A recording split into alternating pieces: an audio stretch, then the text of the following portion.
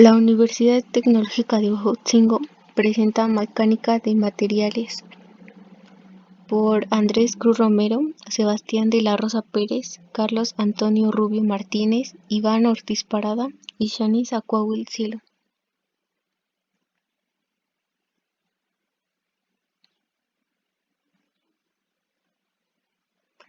Deformación. Si consideramos una barra sujeta a una carga axial, como se muestra en la siguiente ilustración, se puede notar que se está aplicando una carga en donde se está desarrollando un esfuerzo unitario, que es igual a la carga aplicada sobre el área de la sección transversal en pulgadas cuadradas o metros cuadrados.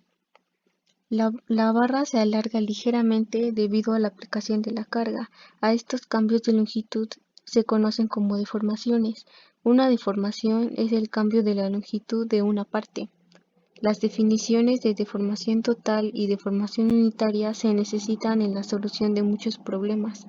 La deformación total es el cambio total de longitud del miembro. La deformación unitaria se define como el cambio en longitud por unidad de longitud expresada algebraicamente, como está en esta ecuación, en donde la deformación unitaria es igual a la deformación total sobre la longitud original en pulgadas o en metros.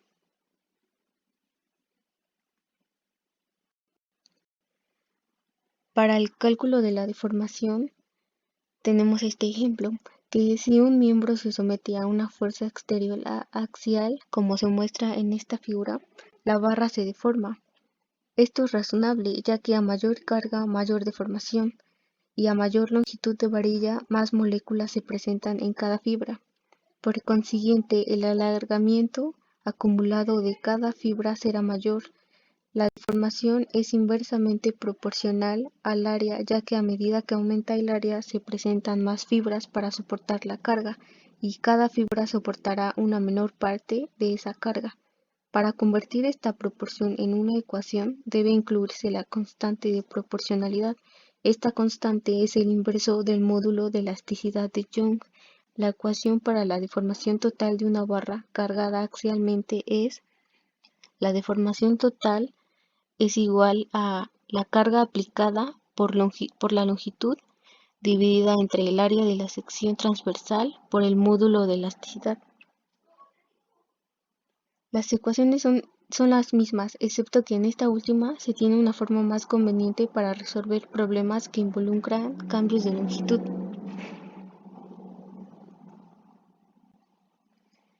Torsión. Las flechas o ejes circulares son los miembros más asociados con cargas de torsión y se presentan muchas aplicaciones prácticas para ellos, especialmente cuando se trata de máquinas. Las cargas de torsión generalmente se aplican por medio de poleas o engranes que mueven o son movidos por las flechas. En la ilustración 3 se ilustra una flecha redonda fija en un extremo con un disco en el otro extremo. Se aplican dos fuerzas iguales y opuestas en el plano del disco. Estas dos fuerzas forman un par. El efecto de este par es torcer al eje o par de torsión, como generalmente se llama alrededor de su eje longitudinal. En lugar de representar el par como dos fuerzas, se usará la designación alternativa de una línea curva cuya punta indica la dirección del par, como se muestra en la ilustración 4. El par resistente puede determinarse aplicando esta fórmula, que puede determinarse a un diagrama de cuerpo libre de la flecha. Para determinar el par interno, cortamos este mediante un plano imaginario perpendicular al eje de la misma en el lugar deseado y hallamos la sumatoria de los momentos del diagrama de cuerpo libre con respecto al eje longitudinal.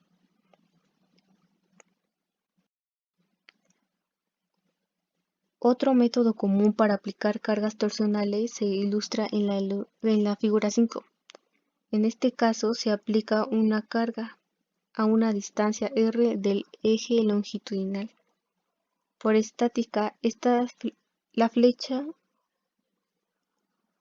la fuerza puede descomponerse en una fuerza y un par en el centro de esta, como se muestra en la ilustración 6.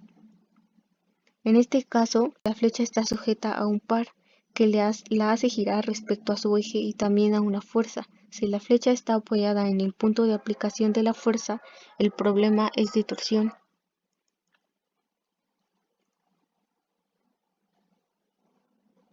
Sin embargo, la flecha puede flexionarse libremente bajo la aplicación de esta fuerza. El problema se convierte en uno que se combina flexión y torsión. El esfuerzo cortante es una función de las fuerzas internas en un cuerpo que se producen por la aplicación de las cargas exteriores. La mecánica de materiales es un estudio de la magnitud y distribución de estas fuerzas internas. Los esfuerzos cortantes se producen en un cuerpo cuando las fuerzas aplicadas tienden a hacer que una parte del cuerpo se corte o deslice con respecto a la otra. Y en esta ilustración los podemos ver. Aquí se ilustra un método de cómo se pueden producir los esfuerzos cortantes. En este caso, la porción superior del bloque tiende a cortarse o deslizarse con respecto a la porción inferior. Las fuerzas cortantes que resisten la carga aplicada actúan sobre el área ABCD. Estas fuerzas actúan en un plano paralelo a la carga aplicada. El esfuerzo cortante es igual a la fuerza dividida entre el área sobre la cual actúa. Esta ecuación parece indicar que el esfuerzo cortante está uniformemente distribuido sobre el área. Puede notarse que el diagrama de cuerpo libre de la figura no está en equilibrio, y esta sería la ecuación. Pero hay un desequilibrio de momentos producidos por las dos fuerzas, que actúan separadas por una pequeña distancia. Este par es resistido por otro par que actúa normalmente a la superficie no sometida al esfuerzo cortante. Sin embargo, en la mayoría de los casos que se encuentran, este par es suficientemente pequeño como para poder despreciarse.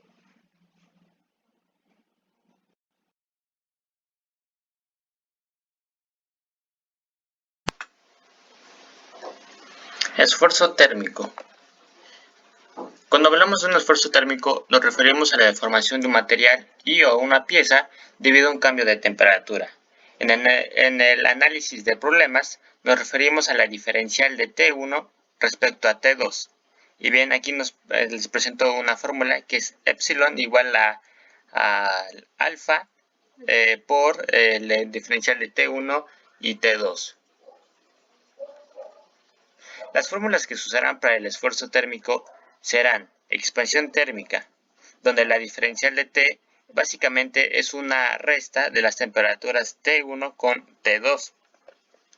El esfuerzo térmico, donde se aprecia que es la deformación es igual a ETL igual a alfa por el diferencial de T por L. Y el esfuerzo mecánico, que se denomina como sigma. Ahora veremos un problema en el cual se especifica que aplicaremos un incremento de temperatura a una barra de aluminio con una longitud de 2 metros. El incremento será hasta 40 grados centígrados. Los datos que tenemos aquí es una barra de aluminio, el módulo de elasticidad que es 2e a la 11, la temperatura de 20 grados centígrados a 40 grados centígrados. La longitud expresada en metros, tenemos 2 metros, temperatura 1 y temperatura 2. Bien, para empezar, hay que calcular tenemos que seguir la fórmula. En este caso sería 23, que es el coeficiente de alfa, expresado a la menos 6, por la diferencial de la temperatura, que es 20 grados centígrados menos 40, esto nos da un valor de menos 20. Y bien, aquí tenemos el resultado que nos da menos 0.00046. Una vez obtenido epsilon, calcularemos el valor del esfuerzo mecánico, el cual quedaría como, es el esfuerzo mecánico es el valor de epsilon multiplicado por la longitud, en este caso 2 metros, y el resultado es de menos 0.0092.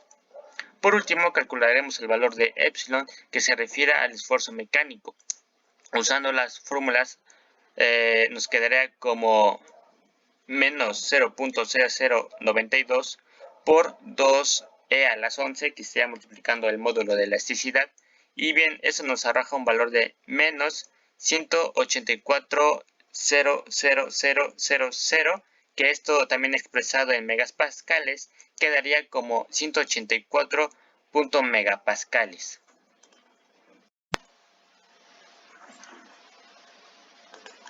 Fuerza cortante y momento flexionante en vigas. Para empezar este tema hay que tener en cuenta algunas consideraciones, y es que ocurre una flexión cuando un elemento de sección constante y simétrica respecto al plano donde ocurre dicha flexión se somete a momentos flectores o cargas transversales. La figura muestra un elemento denominado como viga de sección rectangular que está siendo sometido a una flexión. Y bien, cuando la viga está sometida a momentos flectores sin cargas transversales, se dice que es una flexión pura. También los elementos sometidos a flexiones se pueden curviar de tal manera que algunos puntos se alarguen, y de lo contrario también tenemos el efecto de comprensión. Los diagramas de fuerza cortante y momento flector de una viga son aquellos en los cuales se puede determinar la fuerza cortante interna y el momento flector interno en las diferentes secciones de la viga.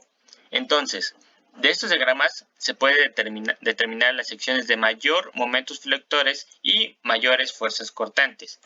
Vamos a revisar rápidamente este ejemplo, que es una viga la cual presenta tres cargas puntuales: 20 kN, 35 kN y 15 kN. Bien, la viga cuenta con dos soportes. El primero es fijo, la cual genera dos reacciones. Uno en X, que es el valor de 0, y la reacción en Y, que es de 35 kN. Y el otro soporte, que es movible, genera una reacción únicamente en el eje Y, con valor de 35 kN. Si se desea tener el diagrama, lo que hay que tener en cuenta es que la reacción del soporte fijo nos está generando un valor de 35 kN. Entonces empezaremos graficando desde ese punto. 35 kN menos 20 nos arroja un valor de 15 positivo, la cual se desplazará hasta la fuerza puntual B, y después 15 menos 35 kN nos da un valor de menos 20, la cual se graficará hasta punto C. Y por último, menos 20 menos 15 nos arroja un valor de 35 kN. Aquí tenemos una tabla la cual nos presenta los tipos de fuerza puntual, distribuida y triangular, y al igual que su ecuación y su diagrama. Bien, el puntual en una ocasión se puede considerar como una K. En el diagrama dependerá si es positivo o negativo, será el trazo que tendrá. Después, distribuida. La ecuación es de tipo lineal en función de AX. Por eso el gráfico está atravesando de positivo a negativo. Y la triangular en la ecuación está elevado al cuadrado, por lo cual nos indica que será de tipo, o bueno, más bien será una parábola. En los temas del video continuamos con la deflexión de vigas.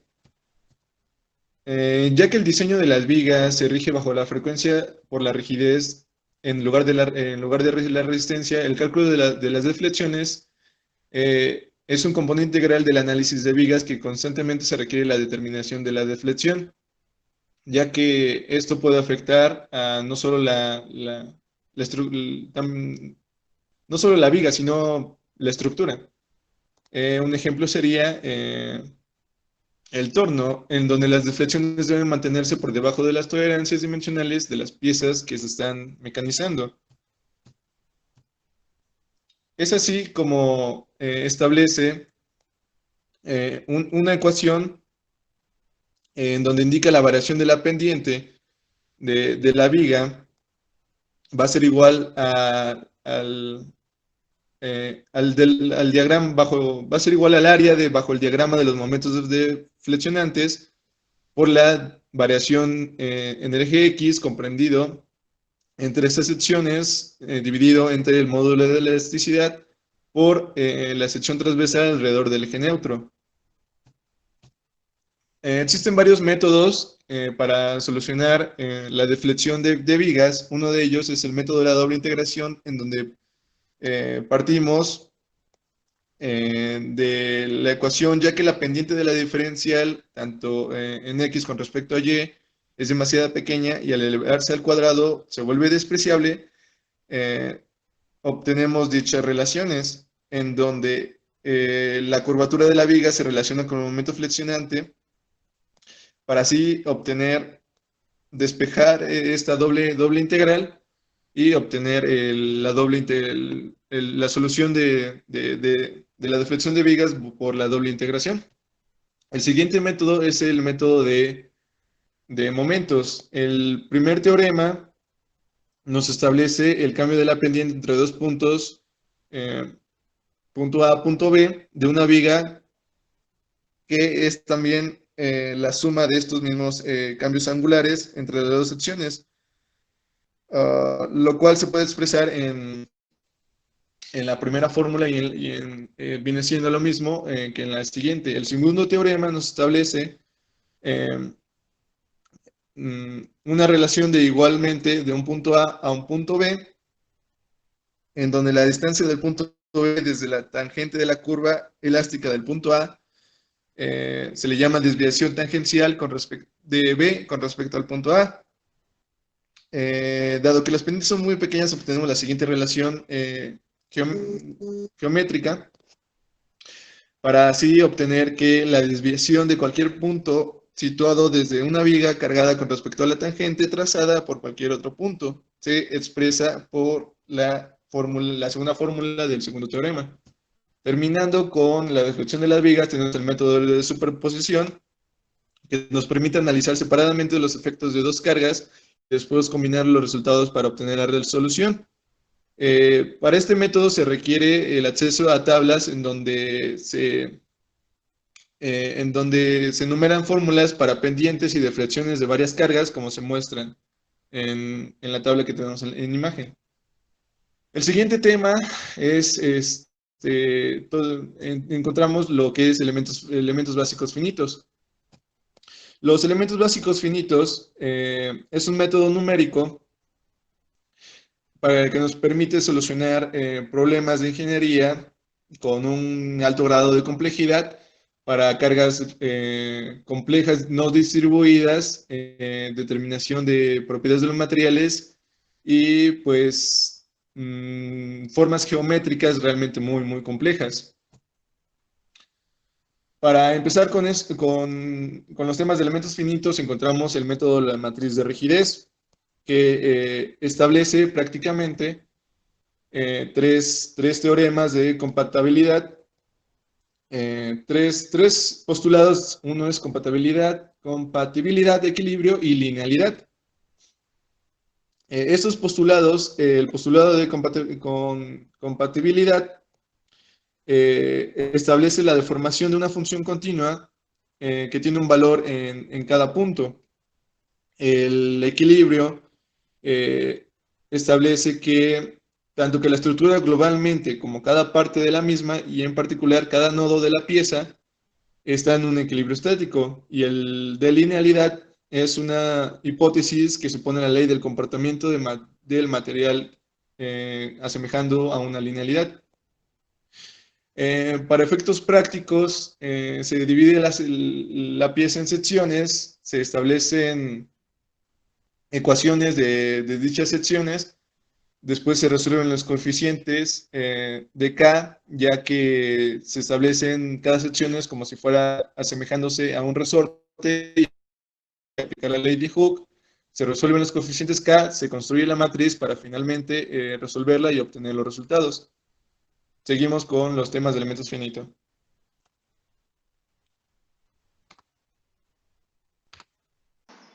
Método de colocación. El método de colocación es un procedimiento para la solución de ecuaciones diferenciales o ecuaciones diferenciales parciales con valores que existen en la frontera. ¿Y a qué nos referimos con valores de la frontera? Los valores de la frontera son los que rodean el borde de la región la cual está definida por una ecuación diferencial. Este procedimiento es muy eficiente y aproxima la solución numérica de las ecuaciones diferenciales, el cual crea un error de discretización pequeño. Las clases de funciones de aproximación más común es la de los polinomios, aunque también se pueden utilizar las funciones trigonométricas, exponenciales y racionales. El método de colocación puede ser visto como un método de residuos pesados, en el cual las funciones de peso son tomadas para hacer distribuciones delta de Dirac. La formulación estándar del método de colocación se obtiene usando la función delta de Dirac como función de peso. Método de subdominio. En el método de subdominio se elige como función de peso a la función escalón HI, la cual se define como la siguiente fórmula, donde I pertenece a todos los números de los reales.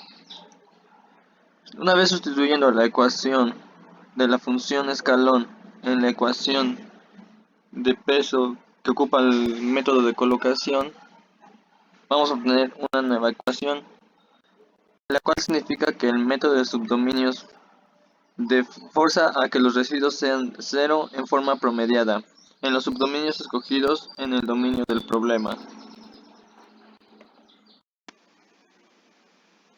El método de Galerkin. La mayoría de las aplicaciones de elementos finitos emplean el método estándar de Galerkin, también denominado método de Bubnow-Galerkin, para distinguirlo del método de Pitbot-Galerkin, en el que las funciones de ponderación no coinciden con las de aproximación, por lo que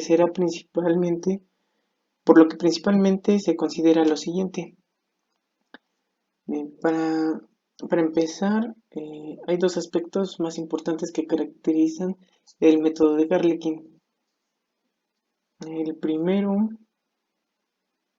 que nos dice que los coeficientes de J que aparecen en la solución de aproximación van a coincidir con los valores de las incógnitas en los nodos resultantes. La solución aproximada de la ecuación se expresa mediante la siguiente fórmula que podemos ver en pantalla. La segunda característica relevante se refiere al tipo de funciones de aproximación que se utiliza, que suelen ser polinomios de grado restringido a determinados subdominios o elementos en el que se indican más adelante. Ok, como podemos ver, para implementar el método de Galerkin tenemos que sustituir esta función en la ecuación de aproximación. Esto haciendo que W con subíndice I sea igual a N subíndice I. Esto nos quiere decir que se va a aplicar integración parcial. Para ello,